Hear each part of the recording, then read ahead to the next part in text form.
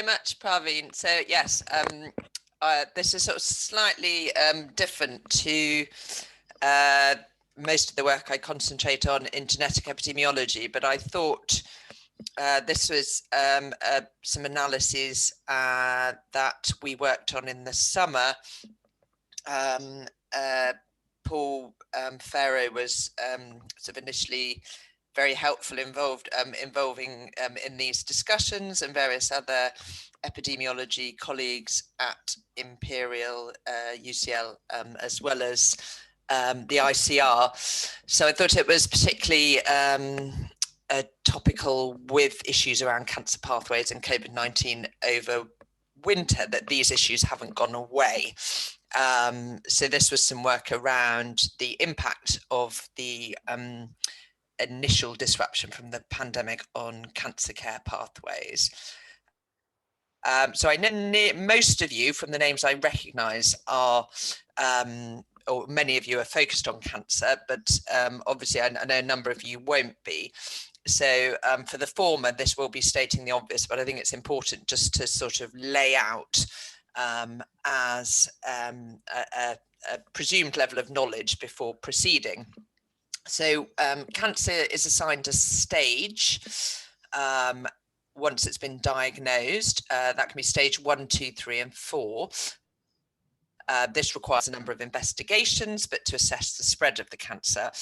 Stage 4 cancer is metastatic, i.e. it has disseminated beyond the initial organ-specific site, and in nearly all instances, therefore, this is not treatable, and the patient will succumb from their disease.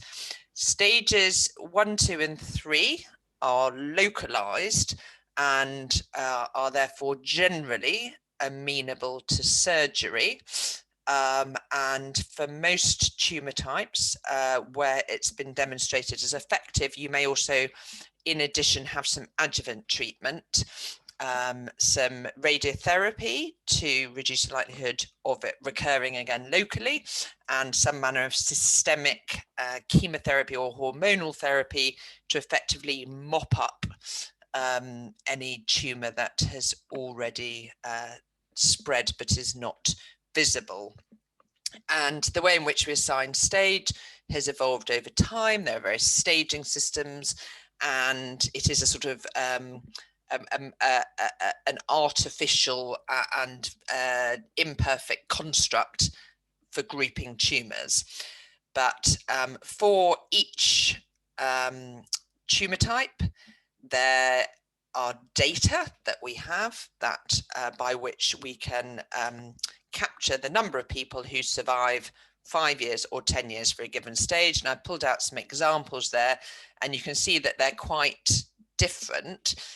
These are cancer-specific survival, not overall survival, so hence the sort of very high figures for prostate. But you can see for tumour types such as lung, even 10-year survival at stage 1 is only around about 50%, much poorer for 2 and 3, whereas tumour types such as prostate or ER-positive breast cancer, much better survival, in particular at early stage. So the hypothesis would be that if you take any group of patients and leave them, whatever their survival was going to be, you would then, the number who survive at 10 years is going to go down by some proportion. These lines probably are not linear, but we don't really know that well what's happening in between. So simplistically presented, if you delay definitive treatment, i.e. the surgery for that stage 1, 2, or 3 disease, we would hypothesize that the proportion who survive 10 years, so proportion will go from the survive 10 years to the don't survive 10 years. And this was the premise of what we were trying to look at, capture and predict around all the disruption to cancer services related to the COVID-19 pandemic. So there's also inherent in this, you can sort of, if you line up the cancer pathway, and this is a sort of mocked up pathway for colorectal cancer, you could see that there could be delay at any stage, that this is a system, and you could have delay any point from a patient presenting with symptoms to being referred to having preliminary diagnosis, full diagnosis, surgery or adjuvant treatment. And within this pathway, therefore, you could have delay at any point, or you could have compound delays. But in March, so I sort of went into the hospital to roll up sleeves and try and contribute, and the Marsden was assigned as a cancer surgical hub, i.e. that it would be preferentially kept open, and they were given use of some of the local private hospitals to maintain cancer surgery, and therefore we were very focused on looking at who we should prioritise for surgery and what would be the differential impact of prioritising or deprioritising different groups. So this was a sort of first question we were asking, thinking that cancer surgery was going to be the most limited resource, in particular because of competition for ITU beds and competition for anaesthetists who were being diverted over to intensive care. So we were very focused on this part of the pathway and trying to develop some kind of prioritization, deprioritization algorithms of the patients being referred across London, of who we would prioritise for surgery. So therefore, there are various elements that we needed to look at. So the likelihood of long-term survival from your cancer according to age and stage, which we therefore have in the form of the NCRAS PHE data. Then we have the tumour-specific progressiveness. So actually, what is going to happen to different tumour types if you delay them for a week, a month, 2 months, 3 months, 6 months. And that, of course, is the very thorny issue for which there is no good data. You can't, there is not any randomized controlled data of randomizing patients to treat them promptly or delay their treatment. There are various imperfect observational data sets from which one can try to infer these metrics. And there's lots of variability in these data sets. There are institutional, regional, national data sets, but they look differently at delays to diagnosis and delays to treatment.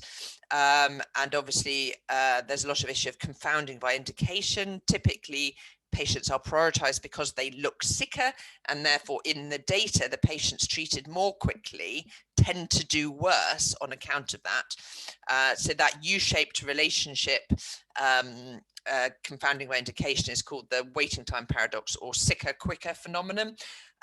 There's various selection bias, there's various information bias within the data sets. Typically within these data sets, only summary data are available, and many of them there's no staging data available, and that's in part because it's not collected, and in part because some tumor types you can stage well ahead of surgery, some you don't actually know what stage they are until you operate. So it's a very messy field to try and extract metrics from. We performed a literature review looking for studies which had stage specific data for the delay. We identified 11 suitable studies. We performed linear regression on the hazard ratios, and were able to collate data on 3 tumor types for which there were multiple suitable metrics to include, and we got there's no heterogeneity by stage between stages 1, 2, and 3, and there's no heterogeneity between bladder and colorectal cancer, but there was against breast cancer. And so we were trying to then use these figures to apply more broadly to other tumor types. Again, that is making a very large presumption that you can extend the observations from one tumor type to another. And we had therefore grouped tumor types into those we were assigning as having low progressiveness, moderate progressiveness, or high progressiveness, based on their 5-year survival for stage 2 disease, which again is a a presumed proxy measure, and then use these per day hazard ratios that we were able to define from the observed data, and applied these against the hazard rate from the survival data. So that was how we calculated a per day hazard ratio for delay. And then we wanted age stratified life expectancy, which of course we can get from the ONS life tables. And then of course, what we were also trying to balance up was the impact of COVID-19 on survival as well. And this was, of course, the longer you have patients in hospital and the older they were, the more likely they were to succumb to nosocomial infection, which was particularly an issue in kind of March, April, May time when those rates were very high. And then, so we did in this model include 3 elements of COVID-19 related fatality: 1 from their surgical inpatient stay, 1 from their chemotherapy treatment, and 1 for the first year post-treatment of being in the community.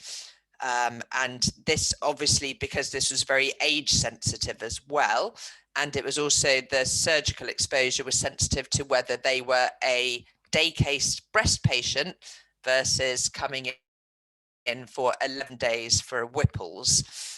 So included these elements in the models as well, using different estimates of per day nosocomial infection rates. So we tested the sensitivity, and actually, sort of going back, that the COVID-related element, the model was not especially sensitive to that. It was obviously much more sensitive to the per day delay hazard ratios and the underlying cancer survival estimates. But we're able to attain, these are the percentage reduction in long-term survival, and this, for this first analysis, we use 5-year survival, for which direct stage specific estimates are available from PHE. So this is for any age group or tumor stage group, the reduction in likelihood of being alive in 5 years' time. And so we're sort of taking 5 years as a proxy for long-term survival for each of these. So this is a relative likelihood of being alive. And you can see that in the particularly, as you would expect, the more aggressive tumor types and the more high stage disease of those aggressive tumor types, your reduced likelihood of survival was more dramatic, i.e. the impact of delay of 3 months was more dramatic in those situations, whereas the more indolent cancers, such as prostate or ER positive breast cancer, that impact was much lower. So this is just showing some of the tumor types. We looked at 31 major tumor types, and this is just showing some of them there. But this is a relative likelihood. And you can see, actually, if you think about the relative likelihood, it depends very much on the absolute likelihood. So if you can see the difference in the middle curve and the bottom curve, that actually if you have a sort of 20 or 30% drop in your likelihood of being alive in 10 years, the absolute impact of that is not very great for cancer types with a very poor survival. If you are very unlikely to be alive in 10 years' time for your cancer, from your cancer, the effect numerically, absolutely, of a 20 or 30% reduction is not so great. For those moderate cancer types, a 20% reduction is quite a substantial number. And then there is, of course, the annual volume of surgeries as well, and how they are distributed by age and stage. So again, thinking in terms of absolute numbers, you can think, say, on the left is non-small cell lung cancer, and on the right is pancreatic. And these give a demonstration of the numbers by age and stage where operations have been done in the last 5 years. For non-small cell lung cancer, There were 25,000 operations done for about 200,000 diagnoses. So they're operating on about 12 to 15%. Pancreatic, there were only 3,000 operations done for 42,000 diagnoses. So you can see actually in both of these instances, you are operating on a relatively small proportion of the patients. And then you can see here in non-small cell lung cancer, you're operating predominantly at stage 1, then stage 2, whereas pancreatic, they're mainly at stage 2. So again, this really impacts when you're thinking about the impact on long-term survival. And then, of course, you have your stage-specific survival and that aggressiveness to factor in. So we're now going to go from those relative impacts to absolute impacts. So you can see here again, this is looking at, we looked at 31 cancer types. I've included sort of a proportion of them here. So this is what happens if you delay if for everyone was delayed for 3 months, all the surgeries were each delayed for 3 months. This is the absolute number of attributable deaths, attributable non-survivals at 5 years. So we're using survival at 5 years as a proxy for long-term survival. And this is the number of people from 3 months delay who go from the bucket of surviving their cancer at 5 years to not surviving. And this, therefore, you can see, so for example, pancreatic cancer, it's a pretty small impact because the survival is so poor anyway. So actually, if you delay everyone, not such a high proportion having surgery anyway, and the surgical outcomes are still very poor. So your overall impact of delay, although it seems proportionately quite high for each person having surgery, the overall net numbers are very modest. Prostate is very, very modest because the survival generally is so good. Breast cancer up here, the ER positives, pretty modest, although it's large numbers. The number that you change from surviving to not surviving is quite small because they generally all do pretty well anyway. And you start seeing your largest impact, unsurprisingly, in colorectal because it's an aggressive cancer. And actually the stage 1 non-small cell lung cancer is quite high numbers. And because it's relatively aggressive, but has a reasonable survival, 50%, the number that you're moving from one bucket to another because of that delay is quite significant. So again, we then start looking in the totality across the population.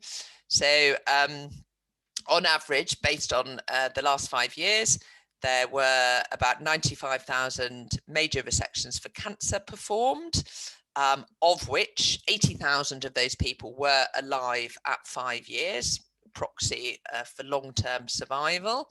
And then if you delayed all of those people unselected for 3 months, you would we would predict that there would be 4,700 attributable deaths. And if you delayed everyone for 6 months, that goes up to 10,700. And these are just the figures if the disruption, the delays lasted 2 years. So this was to sort of try to get a handle overall to quantify across the board what kind of numbers you might be looking at by having these sizes of delay. We then wanted to move a little bit deeper and look slightly more at the implications. And again, this started off thinking about a single institution. Who do we prioritize? And how do we prioritize our resource? So there were 2 more factors we really wanted to look at. One was life years gained, because that's invariably very relevant when you are talking about long-term cure or not. You know, how many life years are you actually giving? And the other was looking at competition for healthcare resource. And we limited this specific to this situation in terms of staffing resource. And again, if you think about the resource required for a Whipple's procedure, which we got the data on surgical duration. So we got 3 centres to pull out their data on duration of operation and duration of ITU. So, and then we classified for each tumour and stage which operation they'd have, how long they spend in ITU and how long they spend on the wards, based on this data from I think that's from IGNARC, but that they're taken from the ICU data. Because again, not just around the COVID-19 nosocomial risk, but the healthcare resource that you're investing, if healthcare resource is short in a Whipple's procedure, which I think is a 6-hour operation, 48 hours in ITU, and on average another 9 days on the ward, compared to a day case breast resection or a day case TURBT, is quite a considerable difference. So this is using those metrics. This is taking under normal circumstances. So a healthcare resource unit, again, this is also there's got into in detail in the paper. So a healthcare resource unit is a 12-hour shift of a basic patient-facing member of staff, which is a nurse or junior doctor, and we these were then scaled up. So they were doubled for senior staff, and they were doubled for staff that were depleted due to the pandemic, so CCU staff and anaesthetists.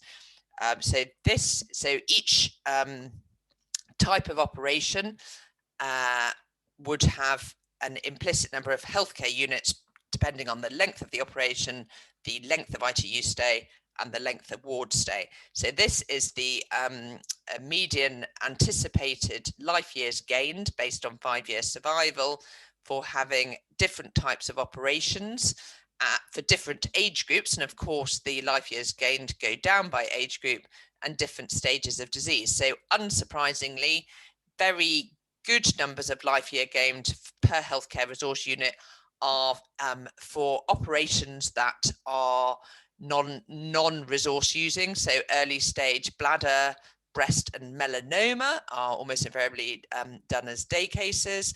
And then of course these done in young people would offer the largest number of life years gained per healthcare resource unit used. So of course you can see that as people get older or have higher stage disease, which typically requires a larger operation, a nephrectomy, a laryngectomy, and so forth, longer days in ITU, that the number of life years gained per healthcare resource used diminishes. So again, this was a way, this is capturing it under standard conditions. And then we went on to say, looking at the difference between prompt surgery versus, we did this for 3-month delay and 6-month delay. So again, this is just looking at where do you get your best bang for buck in terms of life years saved for healthcare resource units used by operating now compared to delaying your operation.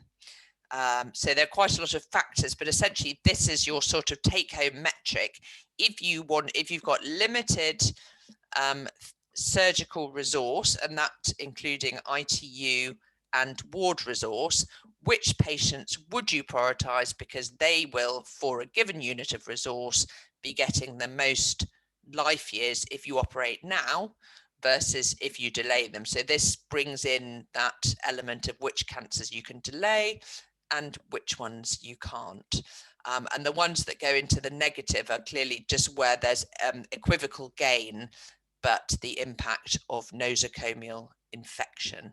So again, this is the sort of, with all the caveats of all the assumptions and parameter estimations, is the sort of take-home metric around which patients we would have prioritized surgically in order to get most long-term life years from our theatre resource. And again, this then summarizes it, bringing in the life, this is going back to the national sort of summary level overview, that overall, when we operate on our 95,000 patients per year, across the board, and remember this includes the melanoma resections and so forth, that you are on average, presuming median actuarial life expectancy, giving people on average 18 years, and on average per healthcare resource unit used, we buy 2.2 years. If we delay everyone across the board by 3 months or 6 months, rather than getting 18 years, on average people are getting 17.1 or 15.9. And then so that's their losing respectively round about 1 or just over 2 life years across the board from that delay. And again, rather than getting 2.2 life years per healthcare resource unit, you go down to 2.1 or just below 2 for that 3 or 6 month delay. So again, these are all based on a lot of presumptions and predictions around parameter estimates, but it's getting a sense you still need to do the operation, but what are you losing by delaying everyone by 3 months or 6 months? So that we submitted that, and that was published in May, which is reasonably sort of contemporaneous to these issues being topical. But what we sort of began to appreciate as we were pulling together the data as a surgical centre from a surgical perspective was that actually we did not at that time appear to have a big problem with long waits for surgery. We had a backlog initially. There was a lot of disruption, there's a lot of reorganisation. At the Marsden, we were beginning to get referrals through from elsewhere in northwest London, but it wasn't massive volumes. And that was because the whole pathway had stopped early on. And actually, it became apparent from the data coming out that the patients were not coming through for investigatory referral. And again, it was trying to piece together where the delays were, and these data have subsequently become more apparent, but it was the patients were not coming through for referral, and the delays were upstream. So again, this is sort of sucking eggs to any of you who use routine cancer data, but there are 4 routes to diagnosis. Emergency, i.e. they come through to A&E with emergency symptoms. Urgent symptomatic, which is a so-called 2-week wait, which is a set of sort of very explicit, well-defined red flag symptoms by which the patient earns review in 2 weeks, provisional diagnosis in 31 days, definitive diagnosis and first treatment in 62 days. So this is a sort of group about which data are kind of quite tightly collected. There's then the routine group who may have these non-urgent symptoms, so have gone through routine outpatients or are in some way under some kind of follow-up, for example, polyp follow-up or high-risk follow-up or whatever. And then there's screening. And broadly speaking, across different cancers, your outcomes get better as you go through these 4 different routes to diagnosis. The route for which there is very sort of well collated data is the urgent symptomatic route. And these data came through reasonably promptly, showing that actually these were the reductions in the monthly totals for different cancers between February and April. And actually May looked much like April. So you can see it varies a bit by tumour type, but a 60% drop in the patients coming in for investigation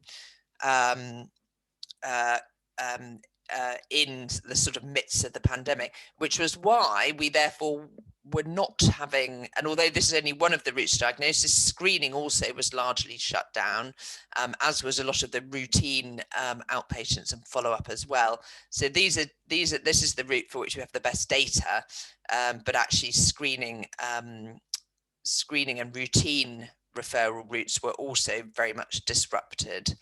And this is data from PHE, and they caution that actually this is quite recent data, but that that there's a 3 to 4 month lag on getting complete data, so that this data would be complete up until May, but any readings beyond that may be incomplete. But again, this shows data that this is the data from the Cancer Registration Service showing serially a drop in the diagnoses, in the HES episodes, in people getting chemotherapy, people getting radiotherapy, so everything dropping off in that period as well. So it wasn't that we just had a problem with surgery, it was very much the problem was upstream for these patients coming through, being sent through from primary care. That was where the main problem was. So actually we then started sort of thinking about this issue of there being a big bulge of patients who are sitting there on symptoms and are due to come through later in the year.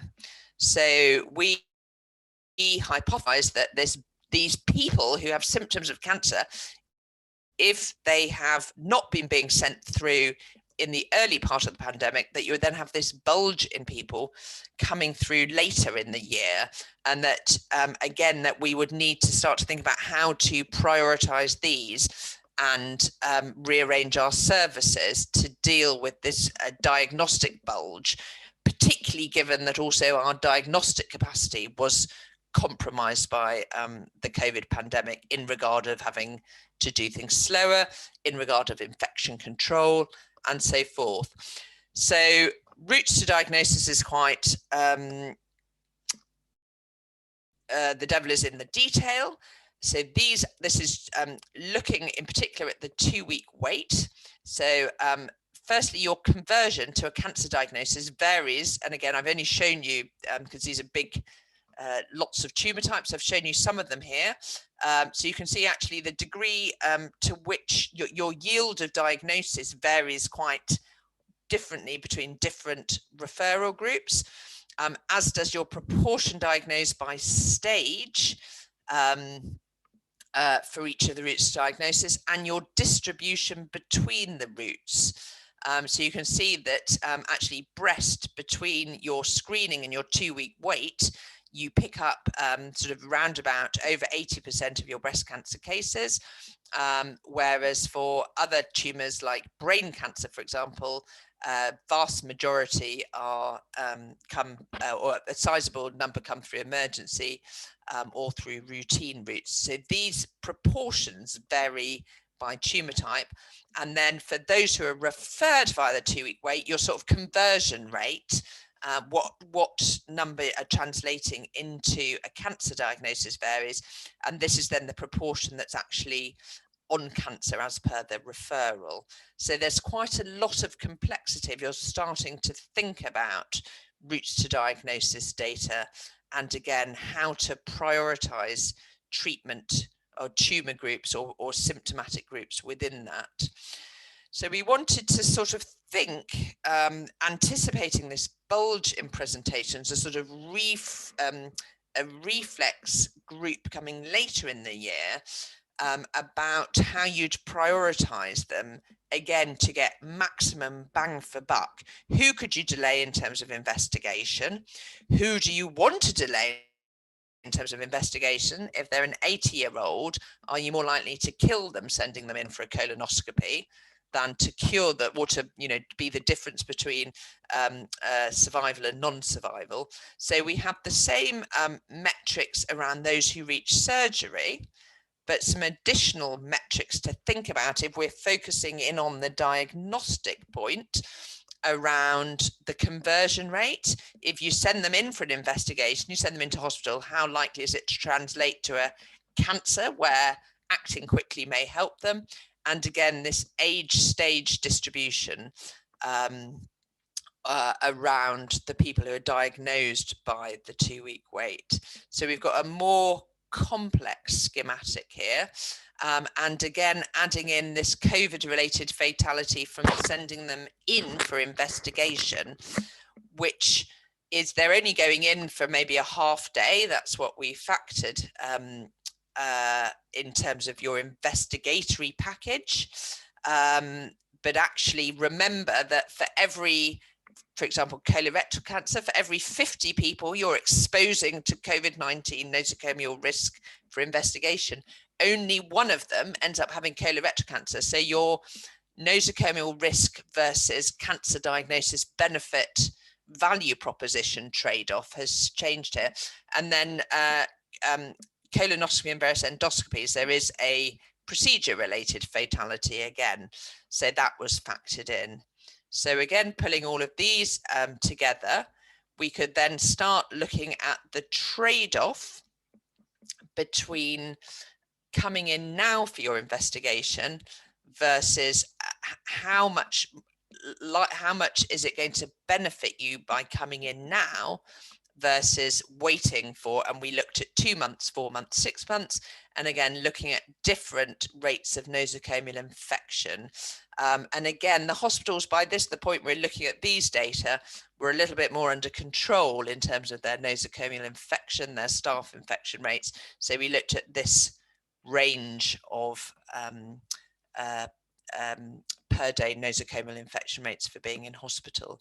So again, the other factor we had to try and estimate was how this nosocomial infection rate was changing over time. And again, from looking at some data collected by microbiology at the Marsden, it was very crude data, but we were estimating or extrapolating that the nosocomial infection rates would halve every 3 months, so that if you delayed your patient from investigating them now versus in 3 months' time, that whatever the nosocomial infection rate was now, it was going to have halved by 3 months. And that was a big unknown. But this was what we were trying to weigh up, was those people who really would have urgent benefit from aggressive, prompt investigation now versus you could wait a bit for their investigation. And again, this varies by tumor type and of course by age, that the impact in terms of long-term survival risk benefit becomes lower for older people, and their likelihood of fatality from nosocomial infection goes up. And again, you can see this pattern, which is actually driven a lot by that the diagnostic conversion rate of your benefit going in, and particularly as you get to higher nosocomial infection rates, that it's those tumor types where you get a very strong trade-off on going in, you're referred in, are the ones that really maintain that benefit, whereas the other ones where there's a lower diagnostic rate, obviously as you go up with the nosocomial infection rate, that trade-off levels off relatively quickly. And again, we did the similar examinations by life years gained, and so obviously this favors younger people, so again, and they're at less risk of nosocomial fatality. So again, and particularly the tumor types where there's a relatively higher diagnostic conversion, bladder, kidney, lung, is proportionately higher compared to other conditions as well. And then the other ones as well, the prostate, thyroid, and all comers with breast, that the impact of delay was much less because of the progressiveness of the cancer type. So again, just pulling all these factors together to get some type of comparison by different tumor types over who you would prioritize for urgent investigation versus, if you have to make these decisions, who you would say either for their benefit or for resource conservation could wait 2 months or even 4 months.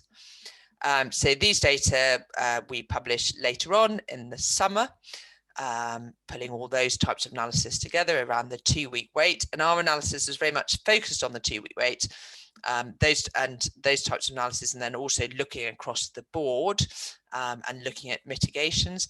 And that was published back to back with an analysis by AJ Agarwal's group from King's, where they modeled this, looking at different proportions being allocated they modelled that you'd take all the people who would be diagnosed from routine and screening, and that they would be diagnosed, they would present via 2-week wait or emergency, and they would have a delay and a proportionately less good outcome. And they looked at 3 different scenarios. So they were 2 quite different ways of thinking about the same issue, but they looked, their numbers were much larger, but that was because they were looking at the totality of mortality, whereas we were just looking at the 2-week wait pathway.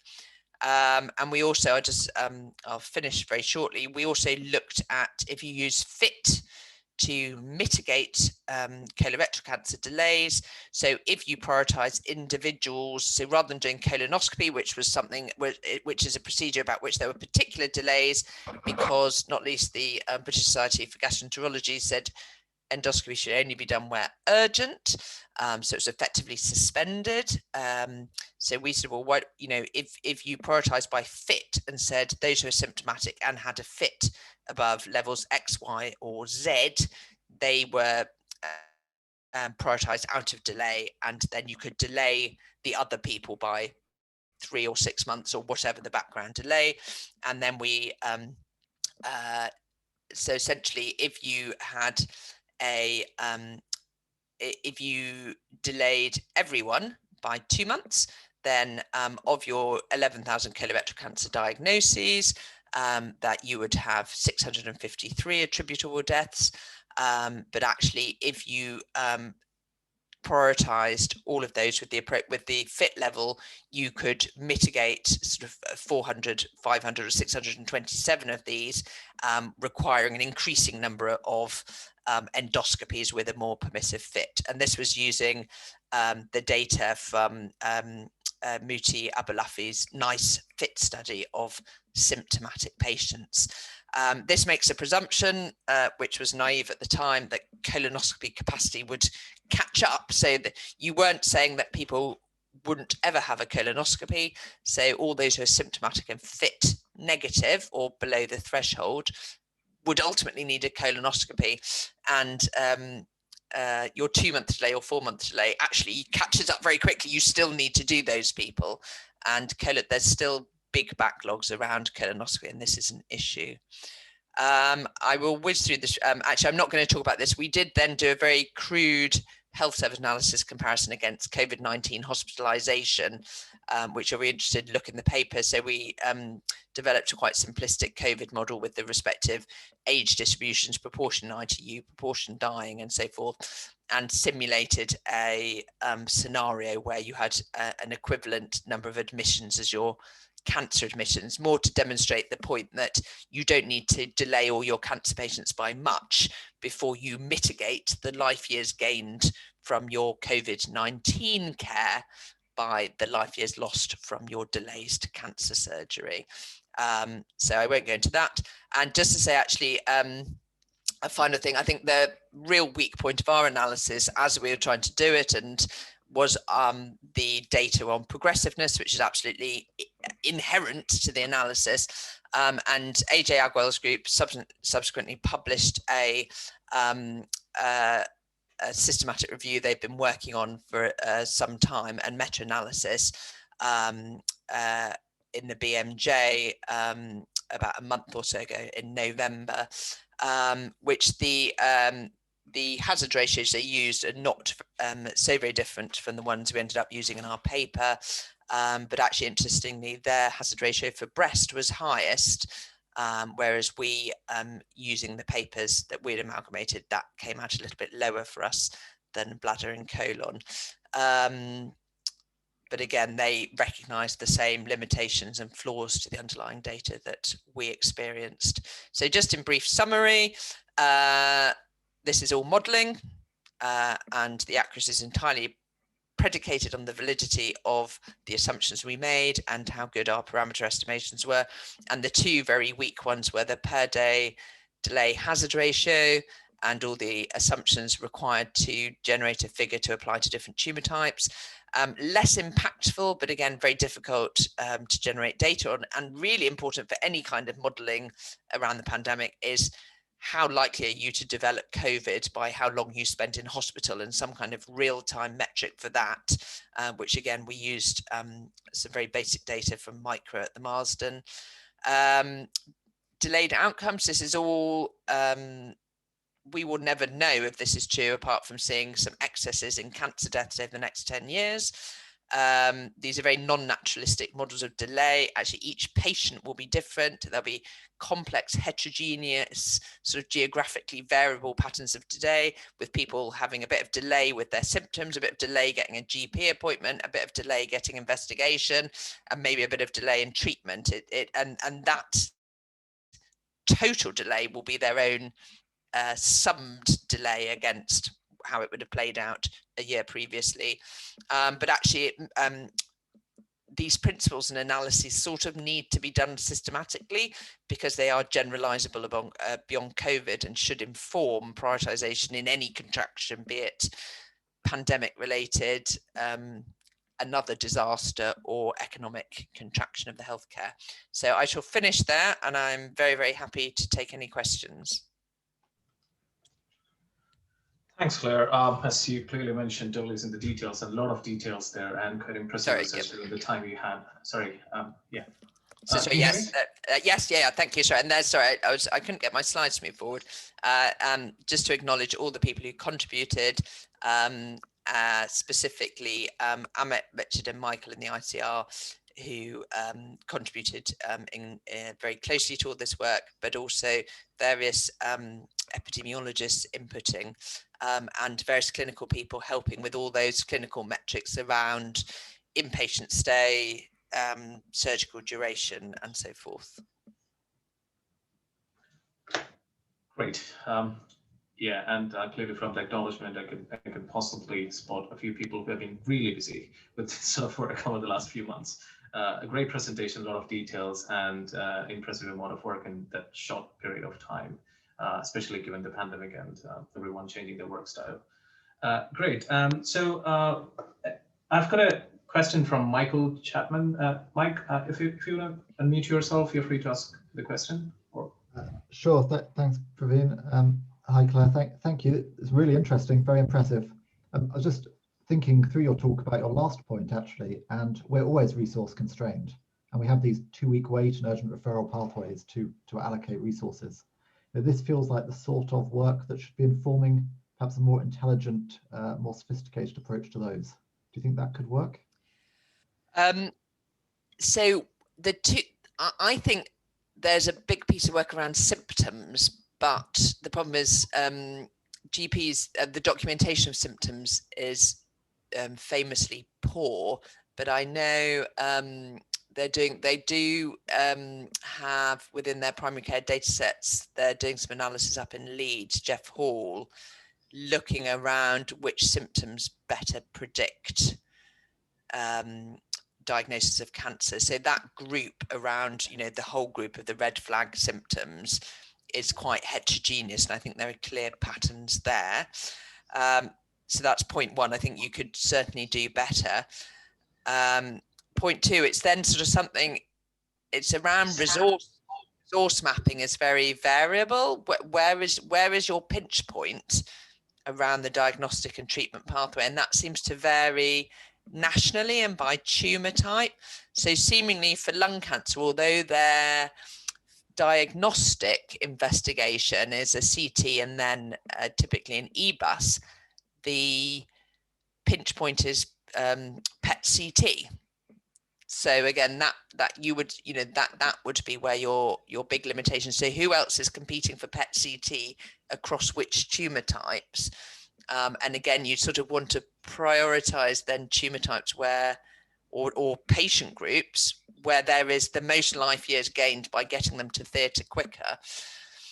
So I think you're completely right that actually we could do much better, but actually, and so my third point, actually I've got one more point, my third of four, it's like a tweet, my third of four is that actually having done all of this, and then we started to say, okay, what if you actually gave everyone a number of all these, patients with their 2-week wait referrals, how much more could you, if you prioritize them, how many more life years could you save?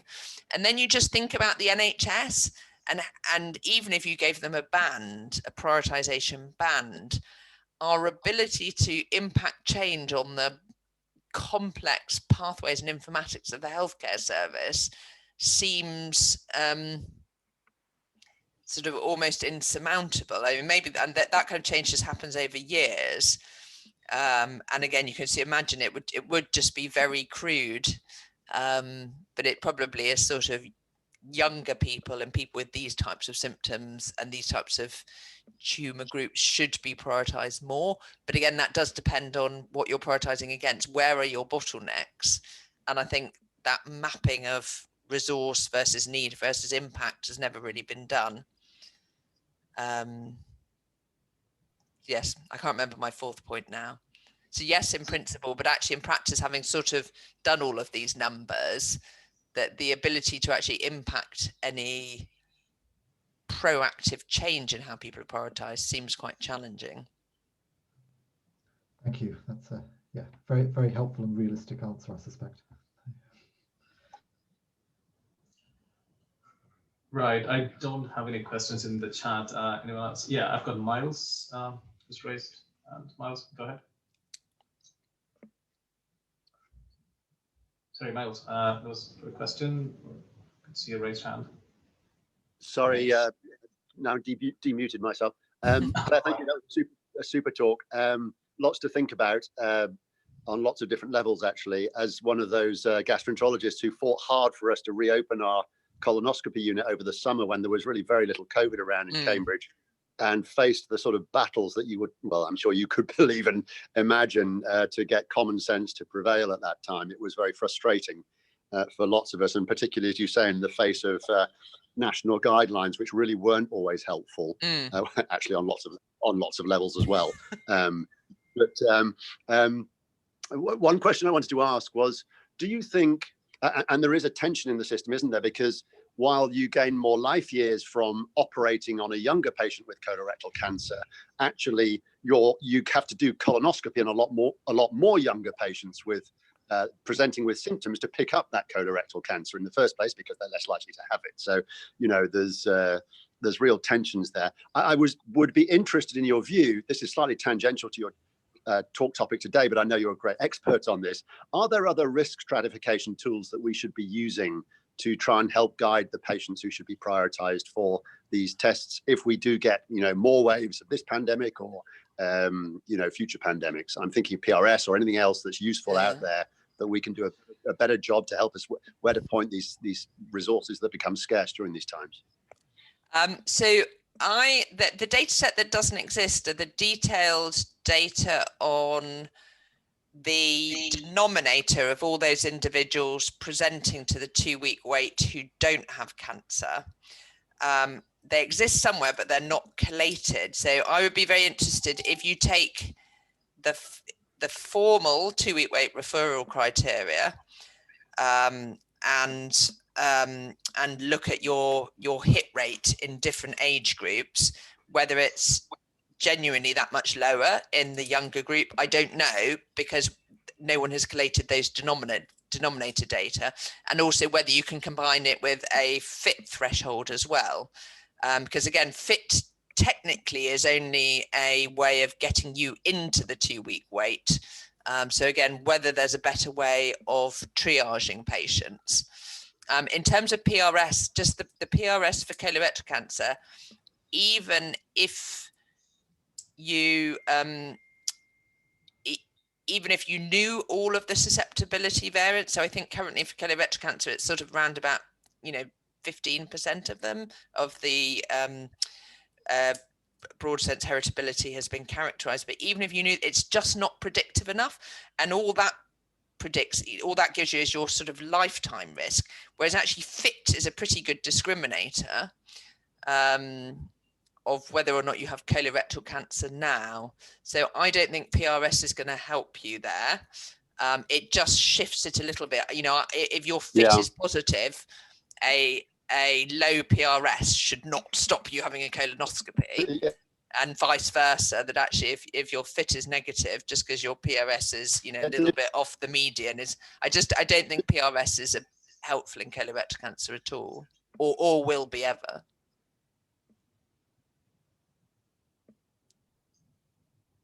I was going to say my other point, while I was thinking, I remembered my tweet 4 of 4, is that, and actually then AJ Agrawal said that it is at the end of his paper, the recent one around delays, that actually the impact of operating 2 weeks earlier on everyone is probably greater than nearly all drugs used in the advanced setting.